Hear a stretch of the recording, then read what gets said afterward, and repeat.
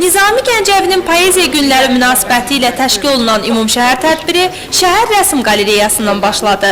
Burada dahi sənətkarın yaradıcılığını əks etdirən sərgiyə baxışdan sonra şəhər ictimaiyyəti Nizami guşəsində oldu.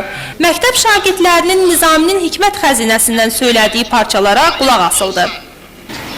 Uyuyub hər ikimiz rahat olub bir yatdıq. Könlümün bağçasına. Sonra bayram iştirakçıları Nizami Gəncəvinin heykəlinə doğru üst tutdu. Sonra bizim yaxşılaşdırmaq haqqında qərar qəbul eləmişdik. Mənəvi dəyərlərimizə verdiyi yüksək qiymətə görə. Abidənin önünə əklillər qoyuldu. Burada şairin əsərlərindən bəhs edən sərgi nümayiş olundu. Tədbir Xəmsə bulağında davam etdirildi. Burada təşkil olunan qısa yığıncaqdan sonra şairin əsərlərindən parçalar oxundu. Tədbir ulu sənətkarın ziyarətgahında Nizami Gəncəvinin məqbərəsində sona çatdı. Məqbərəni ziyarətdən sonra yığıncaq keçirildi. Yığıncaqdan şəhər icra başçısı çıxış edərək buranın abadlaşdırılması üçün görülən tədbirlərdən danışdı. Sonraki çıxışçılar dahi şairin həyat yaradıcılığına nəzər salaraq onu bizdən qoparıb özününkiləşdirməyə çalışanların, Nizaminin güya Gəncəli olmadığını söyləyənlərin az olmadığını bildirdilər.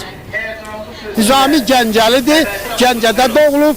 O, bu məsələsi İngilis şərqşünası 32 il məşğul olub.